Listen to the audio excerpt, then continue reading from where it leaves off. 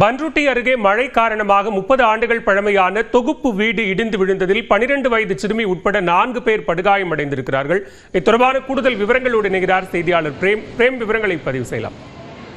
பாலவேல் கடலூர் மாவட்டத்தில் நேற்றைய தினம் கனமழை வெளுத்து வாங்கி பெய்த நிலையில் தற்போது பல்வேறு பாதிப்புகளை சந்தித்திருக்கிறது. குறிப்பாக கடலூர் மாவட்டத்தில் ஒரு வாரமாக விட்டு மழை பெய்து வந்தது. நேற்று நள்ளிரவு கடலூர் மற்றும் பன்ருட்டி பகுதியில் கனமழை என்பது பெய்தது. ஒரே நாளில் 17 சென்டிமீட்டர் மழை என்பது பதிவாகியது. இந்த காலையிலிருந்து பல்வேறு வீடுகள் இடிந்து விழுந்து படுகாயங்கள் ஏற்பட்ட சம்பவங்கள் அரங்கேறிய நிலையில் தற்போது பன்ருட்டி அடுத்த ரெட்டிக்குப்பம் பகுதியில் பாலு அவர்களுக்கு சொந்தமான 30 ஆண்டுகள் பழமையான தொகுப்பு வீடு என்பது இடிந்து விழுந்ததில் வீட்டினுள் இருந்த பாலு, அவரது மனைவி ஜாட்சியானி, மகள் சந்தியா, பக்கத்து வீட்டைச் சேர்ந்த அருணா என 4 பேரும் படுகாயமடைந்திருக்கிறார்கள். தற்போது அக்கம் பக்கத்தினர் உடனடியாக மீட்டு தீயணைப்பு துறையின் தகவல் கொடுத்து இடர்பாடுகள் சிக்கியிருந்தவர்களை மீட்டு தற்போது பன்ருட்டி அரசு மருத்துவமனையில் சேர்த்தனர்.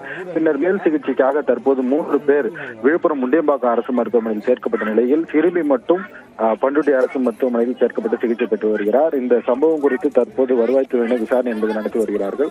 தொடர்ச்சியாக மாவட்டத்தில் பல்வேறு வீடுகள் இடிந்து விழுந்து சேதமடைந்திருக்கிறது. எனவே மழை தொடர்ந்தால் இன்னும் அதிக அளவில் பாதிப்புகளை சந்திக்க நேரிடும் என்பதால் மாவட்ட ஆட்சியர் ஒரு எச்சரிக்கை விடுத்திருக்கிறார். கூரை வீடுகள் தங்குவதற்கு பாதுகாப்பாக இருக்குதா என்பதை உறுதி செய்த பின்னர் தங்க வேண்டும். ஆல்ரெடி அருகாமல் இருக்கக்கூடிய மாவட்ட நிர்வாகம் ஏற்பாடு செய்திருக்கக்கூடிய முகாம்களில் தங்கிக் கொள்ளுங்கள் என்று தற்போது எச்சரிக்கையும் விடுத்திருக்கிறார்கள்.